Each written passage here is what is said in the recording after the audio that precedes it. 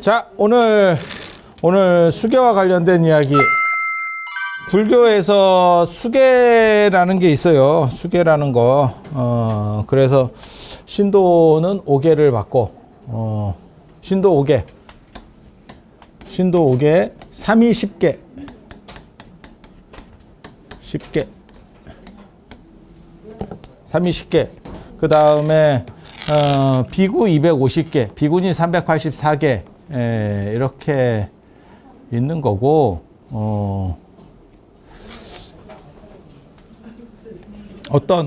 어떤 승단 원칙과 관련된 부분, 그 다음에 도덕과 관련된 부분을 이야기해요. 지금은 제일 우선하는 건 국법이에요. 국법. 그래서 국법하고 문제가 저촉됐을 때 어떻게 처리하느냐가 중요한 거고, 국법이 치밀하지 못하던 시절에는 자치법이라고 하는 게 있죠. 우리도 있어요. 마을에 뭐 향약 뭐 이런 것들 자치 조례죠. 그게 법적인 효력이 있느냐? 그거는 아닌데 그 집단에서 살고 싶으면 그게 필요한 거죠. 그래서 종교가 두 종류가 있어요. 세상에 두 종류가 있거든. 그게 이원론적 문화를 배경으로 하는 종교가 있고, 이원론 문화를 배경으로 하는 종교가 이론론 배경으로 하는 게 있어요. 이원론이 인도, 유럽입니다. 그래서 이원론이기 때문에 두 개의 세계가 있는 거야. 하나는 완전한 세계, 하나는 불완전한 세계. 완전한 세계, 불완전한 세계. 그러니까 영화 매트릭스 생각하시면 돼요. 불완전한 세계가 매트릭스의 세계. 그리고 여기는 각성의 세계. 요거를 기독교식으로 말하면 이게 천국이 되는 거고, 이게 우리가 사는 세상이에요. 그래서 본질은 이쪽이다라고 걔네들은 생각을 하는 거야. 본질은 그쪽. 그리고 그쪽 룰이 하나가 있는 거고, 이쪽 룰이 하나가 있는 거야. 이쪽 룰이. 그래서 이쪽으로 지향해 가기 때문에 여기 중간자들이 존재하는 거죠. 그게 이제 어떻게 보면 성직자, 종교단체, 기독교, 이슬람 이런 사람들이에요. 그래서 그들은 이쪽에도 이쪽을 지향하는 어떻게 보면 여기에 속해 있는 사람들이죠. 그래서 자기네 방식의 어떤 룰을 만들어서 그것을 유지하려고 해요. 그러니까 어떻게 생각하시면 되냐면 대사관 생각하시면 됩니다. 대사관은 우리나라 영토 안에 있어도 대사관에 못 들어갑니다. 함부로 밀고 들어갔다가는 전쟁 납니다.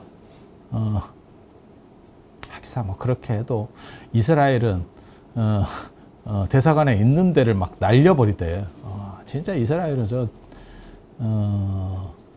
굉장히 나쁜 놈들인데 저렇게 버티는 거 보면 참 대단해. 대단해. 어떻게 보면 북한과 더불어서 가장 강력한 악의 축 중에 하나인 것 같은데, 세상을 혼란스럽게 하고 분란을 일으키고, 아니 뭐 공격을 당했는데 공격하지 말라, 아니 그런 얘기를 하는 건 아니고, 그거는 어느 정도는 할 수 있고, 근데 너무 잔인하게, 그러니까 얼마나 심하면 미국도 이제 그만하라고 할 정도로, 우방들도 그만하라고 하잖아. 많이 먹었다 아니가, 이제 그만해라 이렇게 얘기하는데 뭐 심각하게 저렇게 하고 있는 거죠. 그래서 마치 대사관과 같은 역할을 하는 게, 그래서 자기네 방식대로 룰을 정하는 게 어떻게 보면 천주교나 이슬람 이런 식의. 그래서 이쪽 사회법하고는 달라요. 얘네들이 사회법하고 달라. 그리고 이게 사회와 충돌하지 않기 위해서는 사회법보다 좀 더 빡시면 좋아. 그러면 사회하고 잘 충돌하지 않아요. 근데 사회하고 완전히 다른 방향으로 가. 그러면 문제가 되죠. 그렇게 문제가 되는 데도 있습니다. 어디가 되냐면 미국으로 말하면 몰몬교 같은 데지. 몰몬교 이렇게 보면 거기는 일부 다처제거든요. 미국 안에 있으면서 일부 다처제를 하는 거야. 그럼 국법과 충돌하죠. 국법과 충돌해. 그런데도 자기네들이 자치로다가 해버리고, 그 다음에 국법을 무시하고 그냥 지그들끼리 공동체로 대규모 땅을 사가지고 거기서 그냥 안 나와버리는 방식을 쓰죠. 그러면 국법이 들어가기도 애매하잖아. 그러니까 자기네들이 뭐 교육을 받아야 된다거나 아니면 뭐 혼인신고를 해야 된다거나 이런 걸 하면 문제가 걸리는데 그냥 그렇게 사는 거야. 자기네 원칙에 준해서만 사는 거야. 그러면 참 처리하기도 어렵지. 그래서 종교가 사실은 어느 정도 이상 사회와 충돌하지 않으면서 지배력을 발휘하려면 제일 중요한 것 중에 하나가 사회보다 윤리력이 좀 더 좋아야 돼요. 윤리적인 거나 이런 것들이 좀 더 좋아야 돼. 그리고 거기에 이제 종교의 특수성이 일부는 들어가는 거죠. 그러니까 지신을 믿어라 라고 하는 거죠. 그래서 이러한 식의 관점이 인도에도 존재해요. 그래서 인도에도 인도 승단은 정확하게 말하면 율입니다. 비나야인데 율이라고 하는 거는 그 승단의 원칙이에요. 승단의 원칙. 그리고 그것은 해도 그만 안 해도 그만이 아닙니다. 그것을 안 했을 경우에는 제재가 내려와요. 제재가 내려와. 왜냐하면 그 집단을 유지하는 데 있어서 너무 힘들어지는 거야. 그러니까 학교도 교칙이 있고 군대도 국법하고 다른 어떤 원칙이 있는 거예요. 그러면 거기서 뭐가 우선이냐라고 말하면 군대 같은 식으로 생각해 봐. 그럼 뭐 예를 들어서 좀 몇 시에 일어나는지를 난 모르겠다. 군대. 뭐 6시에 일어난다고 생각하고 6시에 무조건 다 일어나야 돼. 우리나라 사람이 6시에 일어날 필요는 없죠. 그냥 6시에 일어나는 놈도 있고, 뭐 5시에 일어나는 놈도 있고, 뭐 10시에 일어나는 놈도 있고, 이렇게 생각할 수도 있어. 하지만 군대면 다르죠. 그게 더 우선권을 가지고 있잖아. 그래서 그렇게 생각하시면 돼요. 그런 식의 어떠한 자기 집단의 존속을 유지하기 위해서 원칙을 세우는 거. 그게 율이에요. 그게 율. 그래서 이런 걸 보고 뭐라고 얘기하냐면 특수법이라고 합니다. 법과 비슷한 건데 지그들만 쓰는 특수법. 특수법. 그래서 승려들은 이것을 비구는 남자 스님은 250개 조항이, 그 다음에 비구니 스님들은, 여자 스님들은 384개가 있어요. 그리고 이제 약간 견습생이라고 할 수 있는 삼이나 이런 분들은 10개 다 하기 어려우니까 거기는 준회원이니까 그건 뭐 지금도 마찬가지예요. 회원제 이렇게 보면 준회원하고 정회원하고 회비도 틀리고 그 다음에 의결권이 있느냐에 대해서 틀리죠. 대부분 의결권이 있으면 정회원입니다. 의결권이 있으면. 그런데 동아시아로 넘어오면 무슨 일이 벌어지느냐? 이런 논이에요. 그러니까 두 가지 세계가 있는 게 아니고 하나의 세계밖에 없어. 하나의 세계밖에. 그 세계의 리더는 누구냐? 종교 지도자가 아니고요. 이런 데는 종교 지도자입니다. 그래서 저거 나오잖아. 지금 이란에 요즘 뉴스에 보면 이란에 대통령이 비행기 타고 가다가 비행기가 추락했잖아. 헬기가 추락했잖아. 그런데 그게 뭐 비행기가 뭐 30년이 됐는 둥, 뭐 헬기가 30년이 됐다는 둥, 뭐 40년이 됐다는 둥, 뭐 이래가지고, 처음에 사람들은 이란 대통령 비행기가, 헬기가 추락했을 때 혹시 누가 이렇게 공격한 건가라는 생각을 했는데 지금 그냥 뉴스에 나오는 걸로만 보면 기체결함으로. 너무 오래돼. 근데 진짜 가난하긴 가난한가 봐. 야, 대통령이 타는 헬기가 30년, 40년 된다는 게 말이 되나? 좀 신형 타는 거 아닌가? 근데 그 대통령이 서열 2위라는 거잖아요. 거기 뉴스에 이렇게 나오는 걸 보면. 그럼 누가 1위냐? 종교 지도자가 1위래. 종교 지도자가. 예전에 우리 아는 사람이 있어요. 이란 지금 나 종교 지도자 누군지 모르겠는데 그 유명한 분 있죠. 호메이니요. 진짜 많이 들었다. 80년대, 90년대 초반까지 진짜 많이. 호메이니용 누군지는 모르겠는데 계속 그놈 호메이니용. 그 사람이 이란 왕정을 뒤집어 엎고 그 다음에 달라이라마 같은 식으로 나라를 만들어 버린 거예요. 그래서 자기는 종신. 그러니까 대통령은 내 밑에 있는 거야. 이해가 됩니까? 그러니까 태국하고는 틀려. 태국이나 영국은 사실 그냥 어떻게 보면 일본 천황하고 약간 비슷한 식으로 국왕이 제한돼 있고, 일본 천황보다는 세죠. 왜냐하면 일본은 망한 나라고, 그리고 정상적이면 저렇게 망한 국가에서는 왕정이 유지되면 안 됩니다. 우리도 망한 나라니까 이씨가 날라갔죠. 아니 맞잖아요. 그런데 일본은 저게 또라이들이라서 망했는데도 그걸 유지시켜 주는 거예요. 유지시켜 주는 거예요. 그 대신에 이제 조용히 입 닫고 살아야죠. 눈치 보면서. 그걸 나대면 안 돼. 태국은 왕이 열심히 나대죠. 그리고 그 태국 그런 거 보셨어요? 그렇게 뉴스나 이런 데 보면 총리도 우리식으로 말하면 무릎으로 기어가지고 이렇게, 걔네 무릎 꿇는 건 우리 무릎 꿇는 거하고 달리 옆으로 이렇게 꿇거든요. 이렇게 기어가지고 총리도 왕한테 얘기하죠. 조선시대 때 뭐 왕을 아련할 때 뭐 그렇게 안 했겠어요? 우리도 비슷한, 그 정도까지는 아니지만 그래도 막 절하고 뭐 이러면서 이렇게 부복해갖고 있고 뭐 이런 거 하겠지. 그런 상황이죠. 그래서 태국이 어떻게 보면 왕권이 강한 거는, 태국은 안 무너졌으니까. 태국은. 그럼 영국은 무너졌냐? 영국은 안 무너졌지만 좀 더 발전했죠. 그러다 보니까 그게 이제 제한되는 거고, 제한이 걸리는 거고. 태국 같은 경우는 약간 어떻게 보면 시민의식이 떨어지기 때문에 저 정도가 유지가 되는 거고, 좀 더 올라가면 아마 영국같이 제한되든지, 안 그러면 날라가겠죠.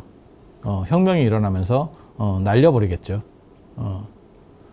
근데 이란 같은 경우는 그 왕정을 뒤집어 버리고, 호메이니 형이 자기가 이제 어떻게 보면 달라이라마 같이 갑자기 종신집권 그리고 종교 뭐 이렇게 해서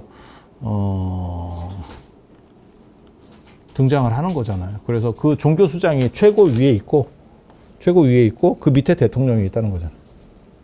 대통령이 있다는 거죠. 그러니까 나라마다 이게 정치체제가 다 달라니까 우리께 정당하다라고 꼭 말할 수는 없어. 그리고 실제로 지금 현대 사회에서도 굉장히 많은 정치체제들이 있는 거죠. 그러니까 중국 같은 경우도 되게 재밌는 게, 국가가 있고 당이 있는 거 아닙니까? 우리는 당연히 그렇게 생각하잖아요. 뭐 공산당, 우리식으로 민주당, 뭐 이런 식으로 뭐 당이 있는 거, 뭐 국민의힘 뭐 이런 식으로 당이 있는 거는 국가 다음이다라고 생각하잖아요. 중국은 아닙니다. 중국은 공산당이 국가를 만든 거예요. 그래서 국가 위에가 당이에요. 국가 위에가 당이야. 그러니까 뭘 얘기하고 싶은 거냐면, 비슷한 체계라고 생각하지 말라는 얘기를 하는 거예요. 지금도 현대사회에도 다양한 체계들이 존재하고 있는 거고, 우리도 그들 중에 하나일 뿐이에요. 꼭 우리께 꼭 맞는 것도 아니에요. 우리께 맞으면, 우리가 정답이면, 우리도 힘들잖아. 뭔가 좀 문제가 있는 것 같잖아. 그러니까 다 문제를 해소하기 위해서 찾아가고 있는 거야. 그러니까 완전한 정답을 도출했느냐? 아직까지는 없죠. 민주주의 해보니까 그렇잖아. 야, 박정희 대통령, 그 다음에 전두환 대통령 그 군부 때만 하더라도, 민주주의가 좋은 건갑다. 이라고 했더니, 국가 빚만 더럽게 늘어났죠. 그리고 진짜, 예전에 누구야. 김동길 씨라고 철학과 교수인가 뭐 하다가 나온 사람이 있었는데, 살림살이 좀 나아지셨습니까? 뭐 이런 거 있었는데, 이게 또 생각하고 좀 다르죠. 그리고 지금 같은 경우는 무슨 일이 벌어지느냐, 막상 민주주의 해가지고 군부 독재가 좋다 이 얘기를 하는 거 아니야. 이 얘기를 하는 거 아니에요. 민주주의를 해가지고 하니까 지금 무슨 일이 벌어지느냐, 노인들이 힘이 제일 세죠. 노인의 이런 거 진짜 세다. 왜냐면 그게 다 표잖아. 그리고 노인들은 집결력도 더 좋아요. 젊은 애들은 이것들은 뭐 되나? 그리고 숫자도 안 돼. 숫자에서도 적고, 얘네는 이렇게 약간 모래알처럼 안 뭉치고, 노인들은 뭉치기도 좋고, 그 다음에 확 밀어주고 막 이러니까 표 얻으려는 사람들 입장에서는 아, 노인회 회장이 그렇게 끝발이 좋대. 아, 진짜. 예전에는 뭐 노인회 회장 그러면 그냥 취미생활 하는 것 같다. 우리 그런 식이었지. 뭐, 그게 대단할 게 있어. 그런데 지금은 그렇다는 거예요. 그러면 한 번만 더 생각하면 그런 식으로 그런 분들이 주축이 돼서 의사결정을 하면 새로운 거는 적어지고, 좀 어떻게 보면 약간 구태의연한 방식들이 일본이 지금도 도장 찍는 문화고 제대로 사인도 안 되고 전에 그 얘기 했었잖아요. 코로나 때 재난지원금을 주는데 코로나 그 지원금 우리도 받아 먹었잖아. 그죠? 주는데 일본은 직접 수령이고 직접 수령뿐만이 아니고 그러니까 안 꽂아주는 건 둘째고 지가 직접 가 신청해야 된다잖아. 인터넷 신청도 안 되고. 그게 일본이에요. 화석화되는 나라. 왜? 노령층이 많기 때문에 그게 안 되는 거예요. 그래서 아직도 일본 노트북에는 CD롬이 있다는 거잖아. 우리도 그런 사람이 있다니까. 꼭 와가지고 무슨 뭐 제가 앨범을 하나 냈는데요. 그러면서 사인해서 CD를 줘. 그거 어떻게 하라고. CD 주면 내가 햇빛에 비춰봐냐. 귀에 대고 들을 거냐. 뭐 어떻게 할까. 없어. 기계 자체가 없어. 들을 수도 없어. 그렇다고 내가 네 CD를 들으려고 그 기계를 어디 중고에서 사와야 되냐? 아니 현실이 그렇잖아요. 지금은 CD롬 자체가 없어. 근데 걔네는 아직도 플로피 디스크 쓰는 것도 있대. 플로피 디스크 이런 거 있잖아. 이런 거 옛날 거. 그거 쓰는 것도 아직도 있잖아. 아, 나 환장하겠네. 우리는 너무 빨리 바뀌어가지고, 잘 이제 연세 드신 분들은 적응하기가 어렵고, 그래서, 차를 타봐도 좀 젊은 분들은 핸드폰하고 내비하고 딱 바로 붙여가지고, 그 다음에 음악도 바로 핸드폰하고 다 하고, 어른들은 이거 한번 눌러보고, 저거 한번 눌러보고, 티맵도 한번 써보고, 핸드폰 세웠다가, 그게 연결될 건데요? 될 겁니다. 이렇게 얘기해. 되는 거 맞아요. 내가 못하지. 내가 못하지. 그러면서, 작은 거 보는 것도 괜찮아요. 익숙해서 편합니다. 큰 화면 놔두고 굳이. 아니, 지금 시절이 그렇잖아요. 우리는 그렇게 빨리 변하는 거고, 쟤네는 안 변하는 건데, 우리도 곧 그렇게 안 변할 거다라는 얘기를 하는 거예요. 왜? 어른들이 많아지면 그들이 소비 주체가 돼버리기 때문에 그들에 맞추는 소비를, 기업 입장에서는 할 수밖에 없어요. 그럼 어떻게 할 거야? 못 따라가고 그 사람들은 소비 역량이 적은데. 그러니까 젊은 층은 숫자도 적고, 그 다음에 경제적인 소비 역량도 적어. 연세 드신 분들은 그 숫자도 많고, 그러면 그쪽에 겨냥을 해야지. 그건 당연한 거 아니에요? 그래서 여러분 사시는 거는 당분간 편할 겁니다. 그렇게 생각보다 빨리 안 변할 겁니다. 그래서 국민연금 같은 거 개혁하자 그러면 빵꾸 날 거를 모든 사람이 다 알아도 쉽지 않죠. 왜? 어른들 표가 제일 많은데 당장 내 거를 이렇게 하면 상황이 그렇게. 근데 그런 거는 사실 국가의 종망을 위해서 조금 어른들이 좀 힘드시더라도 양보를 해야 돼요. 왜냐하면 방법이 없어요. 저거는 방법이 없어. 그렇다고 여러분 자녀분을 자녀나 손자를 사지로 내몰 수는 없잖아. 나는 없어. 사실은 나는 없어서 나 때까지는 내가 갈 거라고 생각하거든. 근데 자기 자식이 메꿔야 되는데 그걸 굳이 부모가 받고 가는 게 정당한가? 우리는 관계 없다니까. 나는 뭐 내 자식은 뭐 없는데 뭐 나 단종이잖아, 단종. 그래서 그 생각하기 단종 아니면 더 웃겨, 그치? 단종도 웃긴데 단종 아니면 더 웃겨. 인생이 다 그렇지 뭐. 그래서 이론론 세계 같은 경우는 하나의 세계밖에 없어요. 이 세계 하나밖에 없어요. 그래서 그거의 총 리더는 예전에 왕이었었고, 종교가 아닙니다. 왕입니다, 여기서는. 그래서 종교는 무조건 이 안에서 작동을 해야 돼. 왕의 영역 안에서 작동해야 돼. 그래서 동아시아 종교는 특징이 뭐냐면 어용적입니다. 어용적입니다.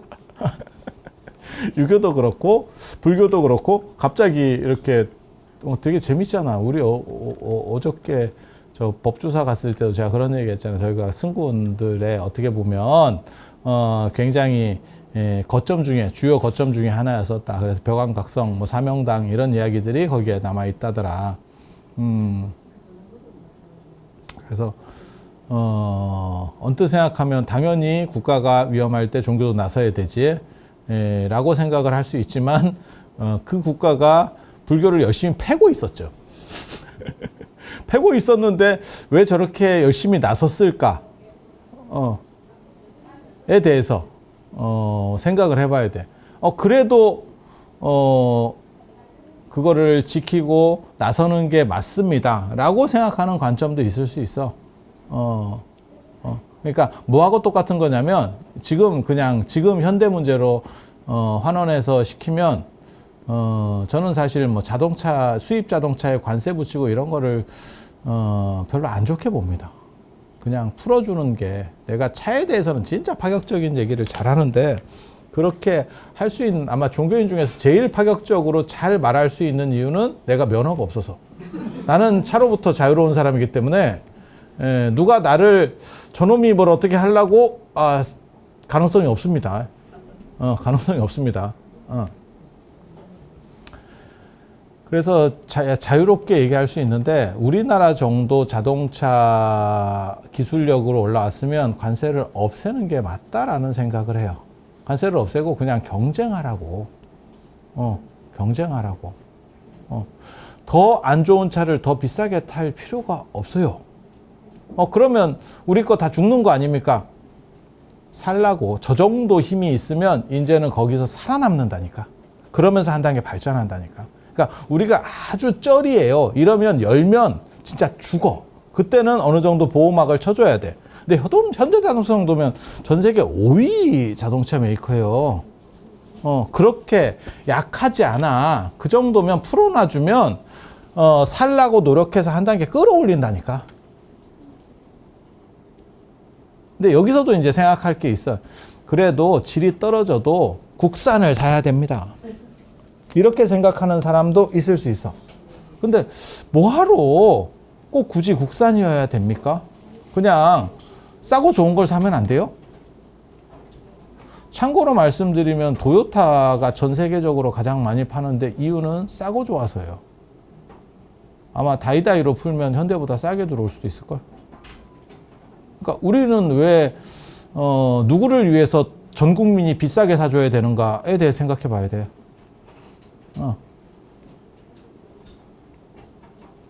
그러니까 몇 명은 배불러. 근데 전 국민이 힘든 거지. 우유값, 빵값도 전 세계에서 제일 비싸.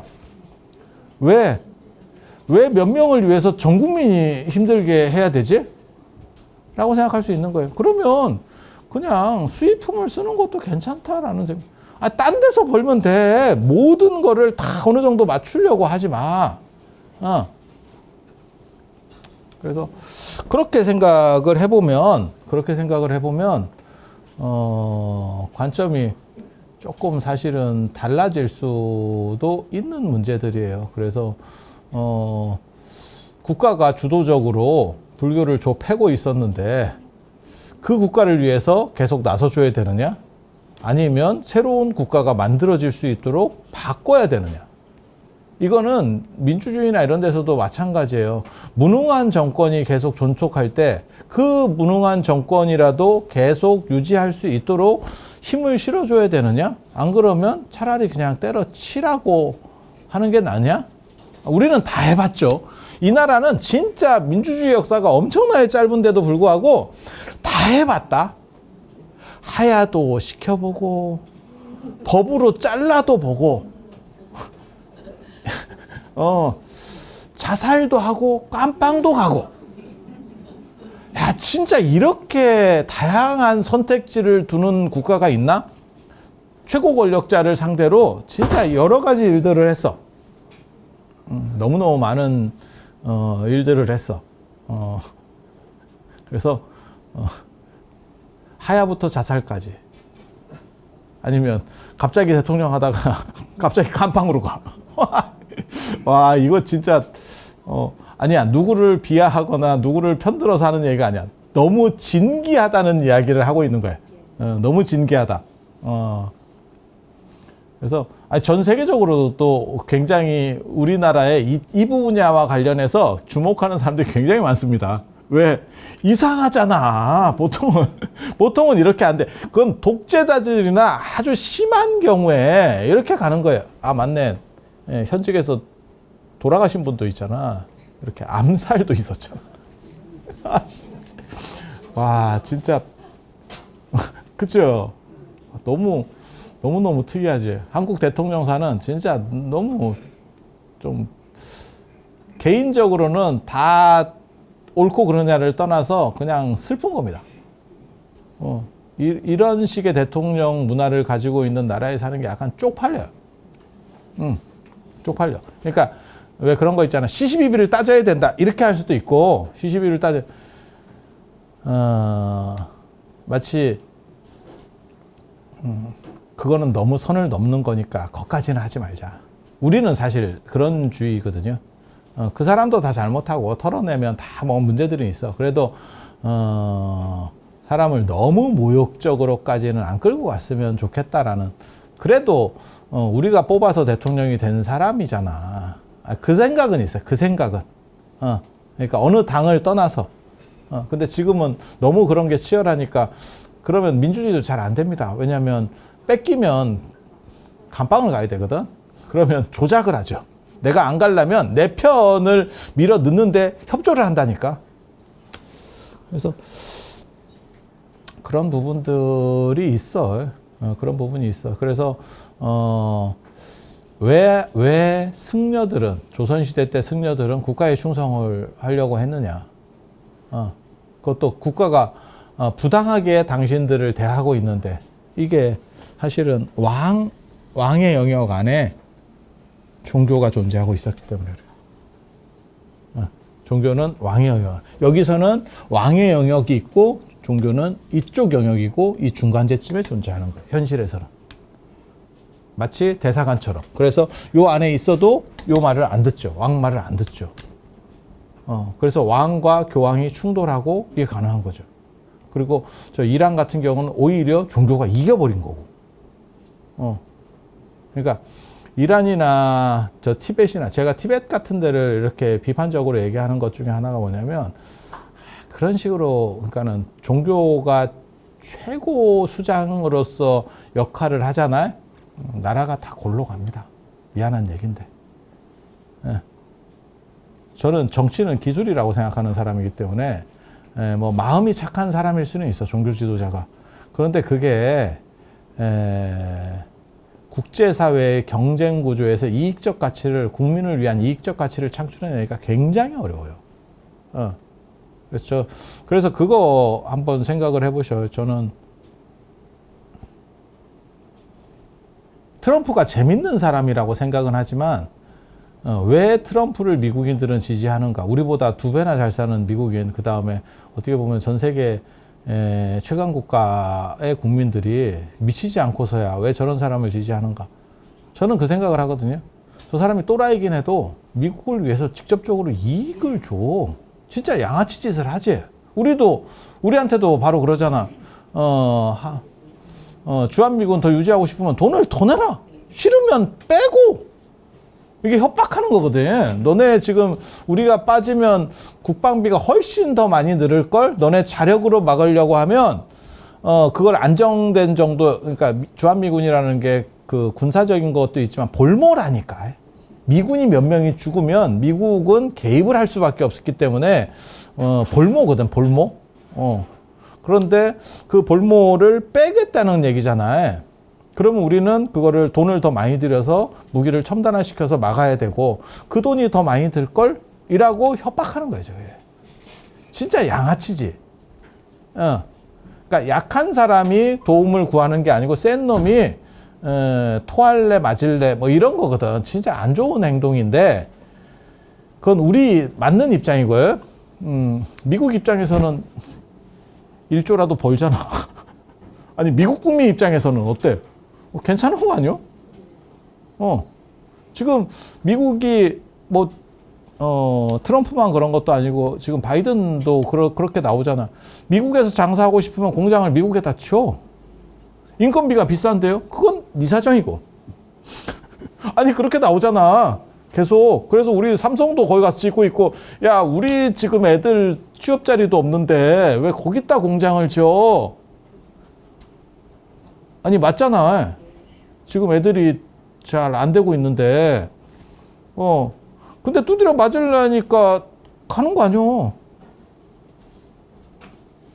그래서 그런 식의 이기주의가 올바른 것은 아니겠지만 그들에게는 정당성이 있을 수도 있다는 생각은 해요. 그러니까 전체적으로 이익이냐? 모르겠어, 그거는. 그건 좀 더 지나봐야. 그렇게 하면서 이제, 뭐, 우방을 잃어버릴 수도 있을 거고. 뭐, 그렇게. 그래서,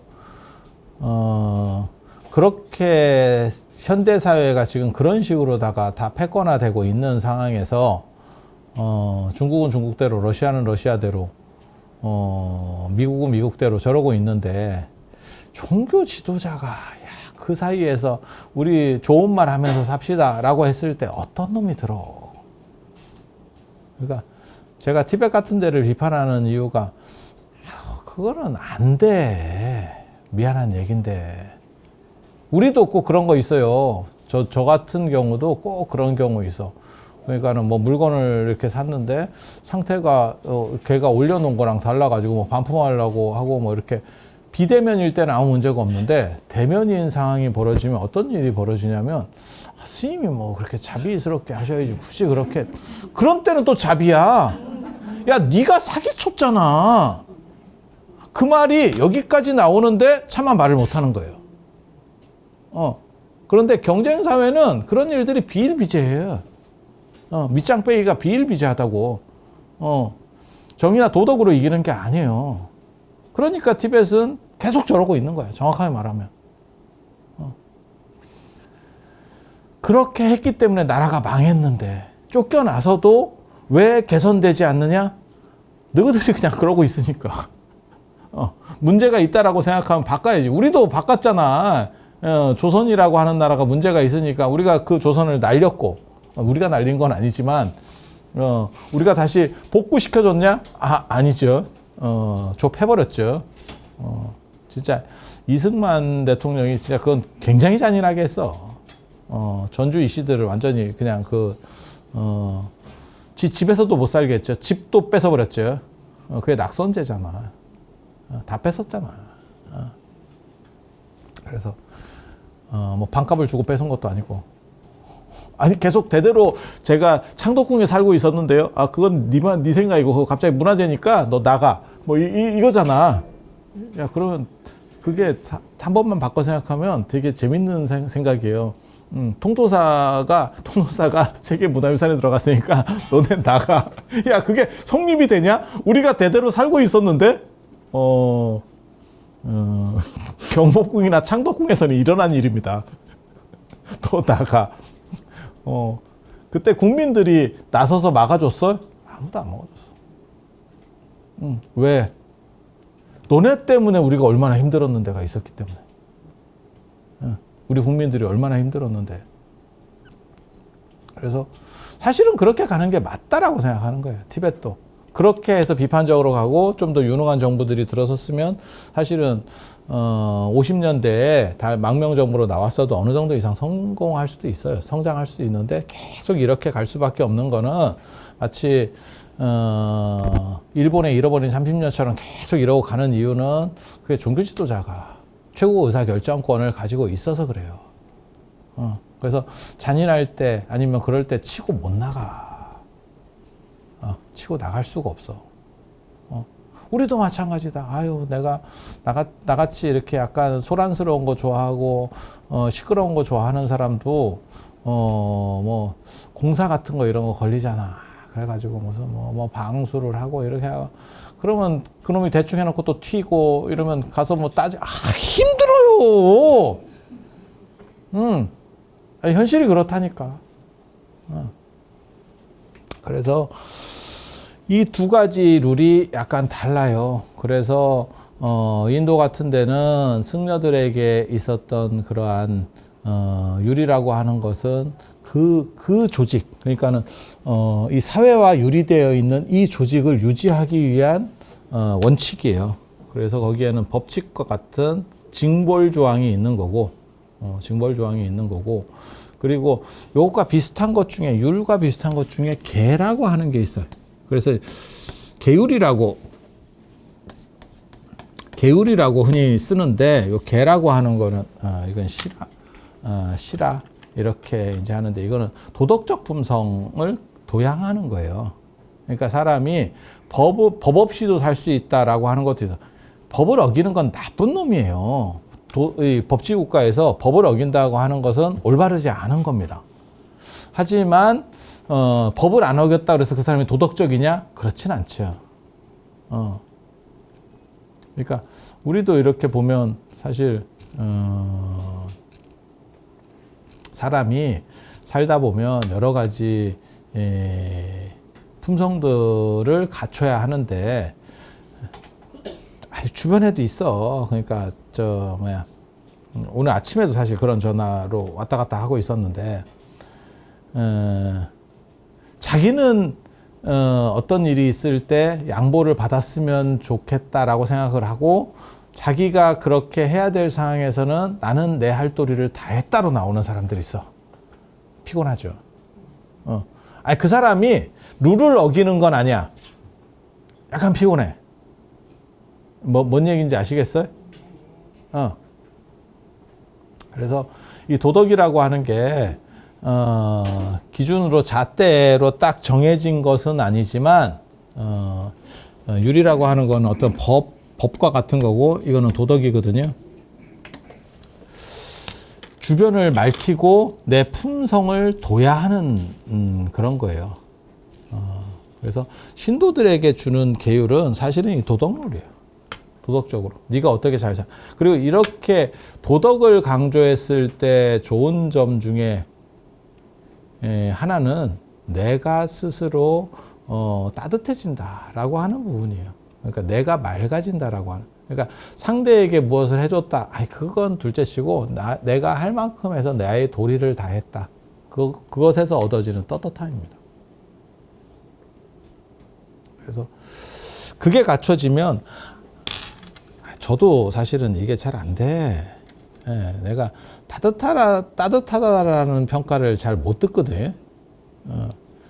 아니야, 가까이 오래 있으면 괜찮대. 가까이 있으면 괜찮대. 저한테 하는 말 중에 하나가 뭐냐면, 생각보다 훨씬 괜찮다. 그렇죠? 어떤 생각으로 나를 봤지? 네가 나를 어떤 생각으로 봤길래? 근데 제 이미지가 굉장히 이렇게 엄격하고 칼날 같을 것 같대. 근데 사실 저는 제가 유교적 영향을 굉장히 많이 받은 사람이거든요. 그러니까 유교적 영향을 받는다는 게 뭐냐면, 좋은 게 좋은 걸로 가려고 하죠. 좋은 게 좋은 걸로 하려. 그러니까 논문 심사나 이런 거 걸려도 되게 재밌어요. 저를 기피하는 사람들이 있어. 하면 피곤해질 것 같대. 근데 사실은 심사 과정에 들어가서, 예를 들면 심사 과정에 들어가면 의외의 변수를 작동시키는 게 언제나 접니다. 저는 그게 어떻게든지 되도록 만들어 주려고 해. 그래서 그 연결관계를 해서 그 사람이 되는 방향을 찾아주려고 해. 그런데 자기가 아군이라고 생각하던 사람들이, 그러니까 보통 때는 따뜻했던 사람들이 이런 식으로 들어가면 돌변하는 경우들이 있습니다. 그 사람들은 엄격주의자예요. 그러니까 뭐하고 똑같은 거냐면, 성지순례 이렇게 외국 딱 가보잖아? 그러면 오래 사귄 친구라도 같은 방을 쓸 때는 또 달라져. 그러니까 방 쓰는 문제하고 밥 먹고 차 마시는 거하고는 다르다니까.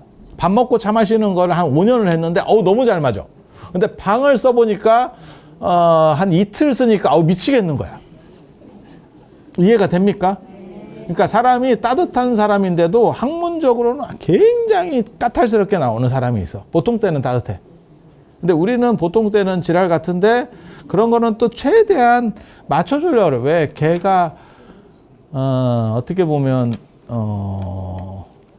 이게 잘못됐을 때 얼마나 힘들지를 내가 알기 때문에 제가 의외라니까. 내가 화분 이런 것도 별로 안 좋아하는, 내가 꽃 이런 거 별로 안 좋아하거든. 왜? 잘 키울 자신이 없어서.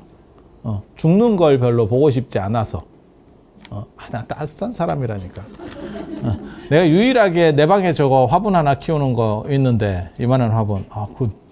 난 너무너무 그걸 볼 때마다 제가 화장실에 이렇게 놔뒀는데, 거기가 햇빛이 제일 잘 들거든? 요만해. 딱 화분이 진짜 요만해. 화분이 요만해. 그래서 여기에 이렇게가 하나가 있는데 선인장이야. 그거 내가 여기 오는 해 받은 거거든요. 오는 해. 그때 뭐가 유행했었냐면 TV 위에 선인장을 놓으면 뭐 전자파를 차단한다 그래가지고 준 거야. 근데 뭐 전자파를 차단하는지 어쩌는지 모르겠는데 TV 위에 놓으면 안 될 것 같아. 왜냐면 애가 햇빛을 못 봤는데.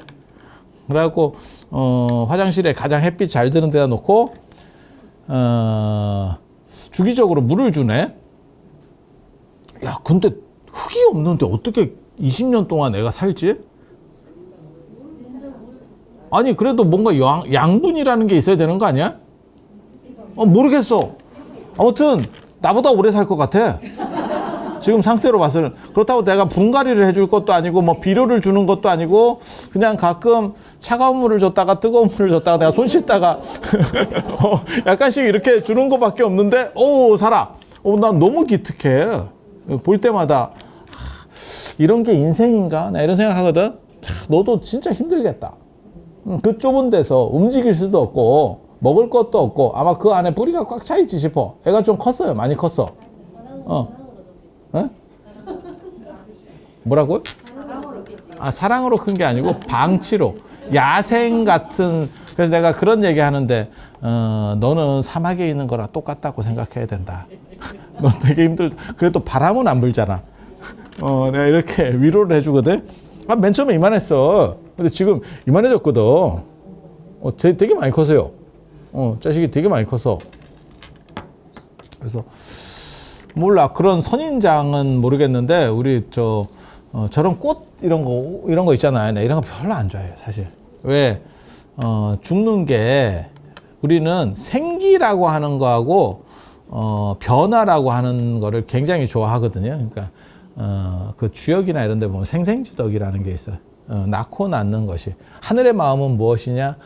낳고 낳는 그러한 생기. 예, 생기, 그 다음에 그 생이 반복되면서, 그러니까 순환되는 그러한 변화를 얘기해요. 그래서 우리 어렸을 때 유교나 이런 쪽 영향을, 그런 거 공부를 해가지고 그런 영향들을 많이 받아. 그러니까, 일반적인 불교의 연기법하고는 약간 보는 관점이 다릅니다. 연기법은 법칙성이고 여기서는 생명이다라고 하는 유기체적 관점이 존재해요. 이건 이원론 체계에서만 나오는 관점이거든요. 이원론은 굳이 유기체일 필요가 없어. 근데 여기서는 전체가 유기체인 거지. 여러분도 들어보셨어요. 그런 비슷한 야리한 이야기. 한국에 살면 다 들어봐. 그게 뭐 소우주라는 뭐 이런 게. 그러니까 전 우주를 어떻게 보면 유기체 같이 보는 거야.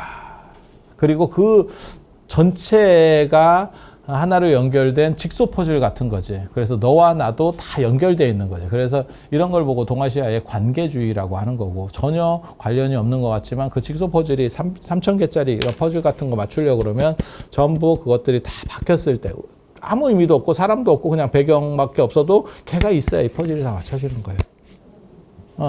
그리고 그런 식으로 해서 이게 계속 순환하면서 바뀌어가는 거예요. 그래서 그런 식의 패턴을 우리는 좋아해요, 개인적으로. 그래서 이 도덕이다라고 하는 것도 사실은 내 안을 따뜻하고 중심을 잡게 해주는 게 어떻게 보면 도덕의 힘이에요. 그러니까 현대사회에서 가장 강력한 거는 권력과 돈이에요. 뭐가 더 센다라고 생각하냐면 돈이 더 세다라고 생각합니다, 개인적으로. 왜? 자본주의잖아. 정치 권력은 2대, 3대 내려가는 걸 거의 못 봤거든요. 그걸 시도를 했었죠. 김영삼 대통령도 그 아드님이 한번 김대중 대통령 때도 그 아드님이 그 김용업 씨인가 뭐 이렇게 해서 시도들을 했었지만 다 무산되고 김영삼, 김대중 대통령이 그렇게 날렸는데 그 아드님이 무슨 뭐 정치한다는 얘기 제가 못 들어본 것 같은데 뭐 모르겠어요. 제가 몰라서 그럴 수도 있으니까. 보통은 일본이나 이런 데는 대를 이어서 하거든. 2대, 3대 뭐 이렇게 해서 하는데 우리는 그게 없죠. 우리는 그렇게 안 하죠. 그렇지만 돈 있는 집은 다 2대, 3대 지금 다 내려왔죠. 4대까지도 내려왔죠. 아니 그렇잖아. 계속 이렇게 내려오고 있잖아. 그러니까 아 돈이 더 센갑다 이런 생각을 하게 되는 거죠. 그냥. 그래서 돈과 권력이라고 하는 게 굉장히 강력하기는 하지만 그걸로 사람이 따뜻해지고 내 중심이 설 수 있느냐? 어느 순간에 벗었을 때, 내가 나 자신을 벗었을 때 진정 나의 좌표를 찍을 수 있는 건 뭐냐에 대해서 생각을 해봐야 되는 거죠. 그래서 제가 꼽는 가장 잘된 영화 중에 하나를 저는 아이언맨을 꼽거든요. 아이언맨. 제가 그런 얘기 하는데 아이언맨이라고 하는 영화를 보면 보통 이제 히어로물이 다 성장이에요. 어떻게 성장하고 그래서 뭐 예를 들면 뭐 배트맨이면 왜 배트맨이 되는지 거기서부터 시작해갖고 활약하고 뭐 이렇게 가는 거고 뭐 스파이더맨도 마찬가지지 뭐 거미에 물려가지고 어떻게 뭐 이렇게 하고 막 다 이렇게 성장하고 세지고 그리고 끝인데 아이언맨은 성장하는 동시에 자기 모순에 직면하게 되고 그리고 아이언맨 3에 보면 저는 그게 너무 감동적이었어요. 슈트를 벗어던진 모순투성이의 토니 스타크 자체가 아이언맨이다. 라고 말하는 대목이 야 저건 선불교적인데 선불교가 그거예요. 모순 자체를 부정하고 붓다가 되려고 하지 말고 모순 그 자체를 긍정하고 그것으로서의 완전성을 추구해라. 완전이라고 하는 것이 불완전이 없어져야 완전이다라고 생각하지 마. 왜? 불완전이 없다라고 하는 것도 완전 개념은 아니에요. 불완전까지도 포함할 수 있어야 완전 개념인 거거든요. 어느 부분은 없어야 돼요. 그러면 그게 완전이냐? 완전이면 전체를 포괄해야 되는데. 그러니까 불완전을 제거하고 완전이라고 생각하지 말고 불완전 자체를 긍정해서 그냥 완전으로 수용해버려. 이게 선불교거든요. 근데 아이언맨이 어떻게 보면 그런 형태의 발전 방식을 취했죠. 그리고 나중에 맨 처음에는 슈트에 오줌이나 싸고 이러던 약간 광기 어린 천재 같은 사람이 결국은 전 지구를 지키는 리더가 된다. 그리고 맨 마지막에는 결국 지구를 구하기 위해서 아니면 우주를 구하기 위해서 자기가 죽잖아. 야, 그거는 어떻게 보면 진짜 일반인이 초인으로 거듭나는 그러니까 슈퍼맨이어서 원래부터 초인이었어가 아니고 모순투성이의 인간이 스스로를 극기해서 완전까지는 아니더라도 도덕적 품성이 높은 사람으로서 이렇게 발전해 간다라고 하는 거는 굉장히 재밌는 설정이다라고 생각을 했어요. 그리고 그런 철학을 담을 수 있는 게 야, 헐리우드가 만만한 게 아니고 그냥 때려 부셔서 영화가 되는 게 아니구나. 우리 같이 범죄 도시 같이 그냥 계속 똑같은 이렇게 때리고 패고 그걸 뭐 7탄까지 찍는다는 둥 뭐 이렇게 도대체 대한민국 국민을 뭘로 보고 똑같은 패턴의 영화를 계속 그렇게 끝까지 죽을 때까지 찍으려고 하는지는 잘 모르겠어. 재밌어. 하지만 발전이 있냐를 얘기하는 거야. 시리즈에서 발전이 있느냐? 그래서 그래서 인간도 마찬가지예요. 어느 정도 권력이나 돈이 있는 것도 그건 굉장히 중요한 거예요. 그게 없어서 행복하다를 얘기하지는 절대 않아요. 하지만 어느 순간이 되면 그것은 놔야 되고 그것은 내가 늙어서 그럴 수도 있고 내가 나이가 들면서 은퇴해서 그럴 수 있고 왜 그런 거 있잖아요. 우리 속담에도 있잖아. 정승이 죽으면 사람이 안 오는 거고 정승씨 개가 죽으면 사람이 더 많이 와. 뭔 뜻인지 우리가 다 알잖아. 그리고 뭐 특수한 자영업들 외에는 뭐 70까지도 못 하죠. 일반 회사는 야 요즘은 50에 나오는데. 50에 나오는데. 현실이. 그러면 결국 놓아가야 되는 거고, 인간관계도 끊어져야 되는 거고, 현직에 있을 때랑 그게 어떻게 같겠어, 인간관계가. 말 같지도 않은 거지, 그거는. 예. 그래서 그렇게 갔을 때 사람은 흔들리게 될 수밖에 없고, 거기서 나로서 자각할 수 있는 그러한 코드, 그러한 길이 사실은 이 도덕적 품성에서 흔들리지 않는 무엇이 있어야죠. 그러면 이게 그냥 노력한다고 되느냐? 쉽지 않죠. 그래서 어떤 기준들이 있어야 되고 함께 해야 되고 라고 하는 게 있죠. 그러니까 뭐하고 똑같은 거냐면 진짜 잘하는 사람은 혼자 해도 돼.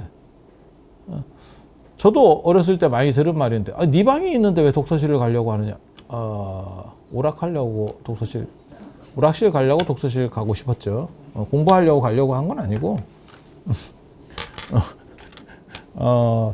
제가 그런 얘기 안 했나요? 내가 만약에 좀 더 늦게 태어났으면 내가 프로게이머가 됐을 수도 있었을 거다. 또 내가 한동안 또 게임에. 진짜 내 어린 시절은 게임과 동양 철학밖에 없어. 이게 무슨 되돌아보면 아무것도 없어. 딱 두 축이야. 게임을 하거나 뭐 노자나 장자를 보고 있거나, 이게 같은 인간인가 싶기는 한데 그렇게 살았어. 그렇게 살았어. 그래서 근데 사람들이 그런 얘기를 지금도 많이 할 수 있거든요. 너 방이 있는데 왜 독서실에 가려고 하니? 돈을 들여서. 어차피 똑같은 조건 아니냐? 그게 공부를 잘하는 애는 같은 조건일 수 있어요. 자기 관리가 잘 되고 이게 딱 중심이 있는 애는. 근데 보통 평범한 사람은 방에 있으면 풀어지기 쉽고, 옆에 누군가가 이렇게 같이 하고 있거나 그 분위기 자체가 다르잖아. 아니 그렇잖아. 우리도 똑같은 얘기 하잖아. 뭐하러 커피집 가서 커피 마시니? 여기도 커피가 있는데. 아니 뭔 얘기인지 아시잖아. 그냥 여기 있는 거 마시면 되지. 뭐 큰 차이가 있다고. 시끄럽게 거기서 먹어, 돈 주면서. 아니 우리도 있어요. 이렇게 하고 335 나가갖고 여기 커피집에 가는 분도 있고 저기 커피집에 가는 분도 있고, 내가 다 주는데 공짜로 주고 공짜로 지급하는데 말이야. 뭔 차이가 있다고. 아니 차이가 있죠. 차이가 있죠. 가서 이제 그 커피집에 물도 좀 흐려야 되고 젊은 애 기운도 한번 빨아야 되고, 또 이렇게 뭐 이런 여러 가지 차이들이 존재하는 거죠. 그래서 보통 사람들은 그게 쉽지가 않아요. 딱 작심한다고 해서 되는 것도 아니고. 그래서 제일 중요한 건 물론 자기 마음인데, 그 마음을 유지하기 위해서는 주변에 누군가 같이 해야 돼. 그걸 불교에서는 대중의 힘이라고 얘기합니다. 그 철야기도 하면 그게 딱 느껴지거든요. 혼자서 철야기도 하면 되게 힘들어요. 근데 쪽수가 많으면 많을수록 있잖아요, 더 힘들 거라고 생각하거든. 더 쉬워진다, 쪽수가 많으면. 그러니까 혼자 하는 거하고 10명 정도가 하는 거하고 진짜 막 서로 발디딜 틈도 없이, 월정사 같은 경우 그 적광점 보면 막 이렇게 탁 붙어가지고 나는 진짜 존경스럽거든, 그분들 보면. 왜? 내가 게다가 거기는 힘든 조건으로 논다 그래서 의자도 안 주잖아. 이게 좌식 의자도 안 주잖아. 거기에 부산이나 이런 데서 오시는 분들은 올 때 5시간을 벌써 깔고 왔는데, 거기서 의자도 없이 무릎을 막 서로 맞대고 화장실 갔다 오면 자리가 반은 짜부라져 있거든. 그래서 화장실도 못 가. 뭔 얘기인지 아시겠죠? 아니 자리가 없어지는 건 아닌데 내가 앉았던 자리보다 훨씬 좁아져 있어. 이렇게 조금씩 먹어 들어와. 거기서 그렇게 앉아서, 그것도 젊은 사람도 아니고 환갑이 넘으신 어른이 그렇게 한다는 게 절대 쉬운 거 아니야. 거기서 두 가지를 느끼게 되는 거지. 그게 어떻게 보면 다른 사람이 같이 하는 사람이 있어서. 그리고 또 하나는 뭐냐면 여러분들이 거의 마지막 세대일 거라고 생각을 합니다, 개인적으로. 가족을 생각하는 어떻게 보면 애틋한 마음이 있는 거지. 내가 이렇게라도 해야 우리 집이 괜찮을 거야, 좋을 거야 라고 하는 희생이지. 근데 지금 여러분 애들한테 네 손자를 위해서, 그러니까 내 손자, 그러니까 네 자식을 위해서 그렇게 하라라고 말하면 쉽지 않을 거야. 별로 쉽지 않을 거야. 카시트를 들고 나르는 거는 해주는데 거기에 앉아가지고 그 좁은 데서 그거 쉽지 않을 거야. 그래서 그건 진짜 위대하다라는 생각을 해요. 그리고 그거는 마지막 한국 문화일 거라고 생각해. 여러분 세대가 끝나면 쉽지 않을 거야. 그리고 해보면 저는 사실은 기도하는 걸 그렇게 힘들어하지는 않습니다. 잘 안 해서 그렇지 그렇게 힘들어하지 않아. 내가 의외로 그런 거 힘들어 사람들이 아니 그 철야 때도 이제 뭐 누가 빵꾸가 나고 이러면 누가 하죠? 그러면 뭐 할 사람 없으면 내가 하던가. 우리는 그렇게 나오거든. 그러면 힘들지 않습니까? 그러면 앉아서 하는 게 뭐가 힘들어? 야, 막말로 얘기해서 내가 서서 9시간 수업하는 사람인데 그거 앉아서 기도하는 게 뭐가 힘들어? 우리는 앉아서 떠드는 건 많이 힘들어. 그건 힘든 대상에서 제외돼 있어요. 정확하게 말하면. 힘들다는 개념 자체가 없어. 그래서 기도하면 뭐 좋은 거지 뭐 그 힘들 게 뭐 있어. 우리 그렇게 생각을 해요. 실제로 그렇다니까. 이제 내 자세 자체가 그래요. 그러니까 그건 힘들어서 어떻게 해서든지 줄여야지 이렇게 생각하는 생각이 별로 없어요. 그리고 저도 무슨 생각을 하냐면 이렇게라도 해서 좀 팔자라도 피하지. 이게 이런 식으로 다음 생이 존재한다면 이런 식으로 또 살아야 되나? 너무 피곤할 것 같은데 좀 그만 좀 하면 좋을 것 같은데 이런 생각이 있어. 여러분은 가족이 좀 더 좋기를 원하는 거고 우리는 내 거를 좀 뭐 이렇게 바꿔야지. 내 거를 바꿔. 그럴 것 같지 않아요? 그리고 힘들지 않아. 그거 하는 게 전혀 힘들지 않아. 그래서 제가 할 때 사람들이 좀 잠깐 쉬어야 되는 거 아닙니까? 안 쉬어도 됩니다. 안 쉬어도 됩니다. 왜냐하면 노동으로 생각을 안 해. 노동으로 생각 안 해. 만약에 그게 힘들면 쉬겠지. 근데 그냥 쭉쭉쭉 하는 게 오히려 저는 편해요. 왜냐면 안 힘드니까 그냥 하는 거야. 저 여행이나 답사도 비슷해요. 제가 할 때 보면 막 엄청 생각보다 많이 다녀. 빡셔. 지금도 제가 최대한 좀 줄이려고 노력은 계속 하는데 빡시게 되는 이유가 뭐냐면 내가 궁금해. 내가 궁금해. 그러니까 그냥 좋아서 하는 거야. 그리고 좋아서 하는 거는 안 힘들어요. 내가 거기 갔는데 요게 지금 이렇게 세 분이 있다는 거야. 그러면 남들은 요 하나만 보고 오면 나는 그냥 간 김에 여기 안 보고 오면 너무 좀 궁금한 것도 있고 그러면 한 번 갔는데 또 갑니까? 또 가서도 그 짓을 한다? 왜? 바뀌었을 수도 있잖아. 바뀌었을 수 있잖아. 근데 늙기는 늙었어요. 예전 같으면 진짜 어저께 같은 경우도 그 법주사도 모든 정각을 내가 다 가거든? 안 가잖아. 어디가 메인인지 아는 것도 있고 여러 번 가서 어디가 딱딱딱 봐야 된다라고 하는 것도 아는 것도 있지만 예전 같은 그러한 강렬한 열정은 없어. 예전에는 사실 전체를 다 진짜 진짜. 그래서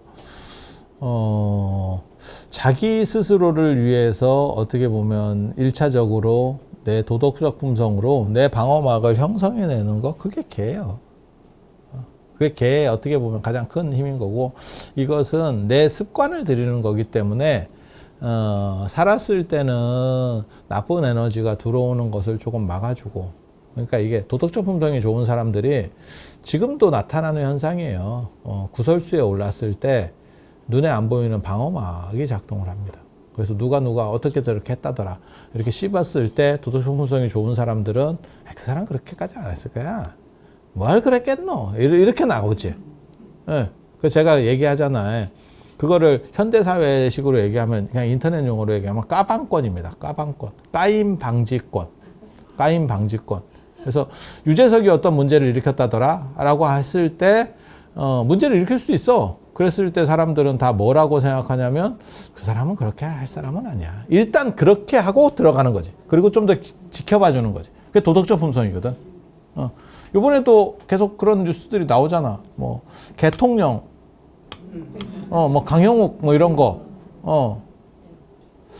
그런 것도 어떤 사람은 이제 심하게 보는 사람도 있고, 어떤 사람은 그래도 저 사람이 그렇게까지 하겠어? 그리고 우리 같은 사람은 관심 없죠. 우리 같은 사람은 별 관심 없죠. 내가 개를 키우는 것도 아니고 굳이 무엇에 관심 없는 것처럼 럭비에 관심 없는 것처럼. 럭비가 슈퍼볼 대단한 겁니다. 미국에서 그 슈퍼볼 그 결승전에 광고 한번 나가는데 돈이 엄청나, 진짜.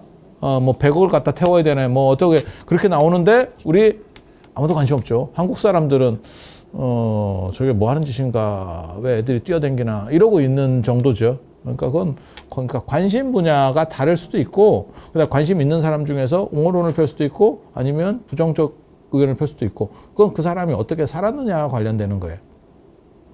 그리고 이제 살면서 멘탈이 강한 사람은 거기서 문제가 생겼을 때 그냥 돌파하는 사람도 있고 주저앉는 사람도 있고, 우리는 딴 건 몰라도 씹혀도 무너지진 않는다.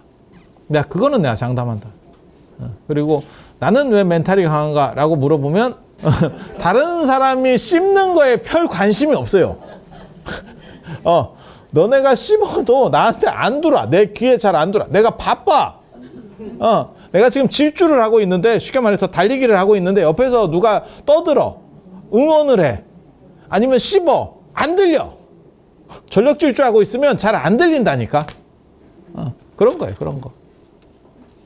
그래서 그런 사람도 있지만 저 같은 사람이 그렇게 많지는 않거든요. 제가 예전에 그래서 심리 그 상담하고 이런 사람하고 얘기했더니 네 기준으로 사람들을 자꾸 대하지 마라, 그 얘기를 하더라고, 그 교수가. 그러면 다른 사람이 못 따라간다. 너는 굉장히 특수하게 멘탈이 무지하게 강하기 때문에 너처럼 생각하고 사람을 대하면 절대 안 된다, 그 얘기를 하더라고. 근데 그게 쉽지는 않아. 근데 도덕적인 품성이 많이 있으면 1차적인 방어가 형성이 되고, 또 뭐가 있냐면, 그래서 사회적으로 살 때 아니면 주변 사람들하고 관계에서 그런 거잖아, 그냥 도덕적인 건 둘째치고 밥만 많이 사봐라. 밥만 많이 사도 까방권이 발생해. 왜? 먹은 놈은, 소금 먹은 놈이 물킨다고 많이 받아 먹으면 나쁜 말 하기가 쉽지가 않아. 계속 밥 얻어 먹어놓고 뒤에서 씹으면 그건 약간 환자지, 환자. 아니, 그렇지 않아? 그렇게 가는 거예요. 그리고 이게 좋은 거는 뭐냐면, 네가 사후세계가 있건 없건 꿈속과 사후로 연결돼서 간다라는 거예요. 그 다음이 무엇이 있다면.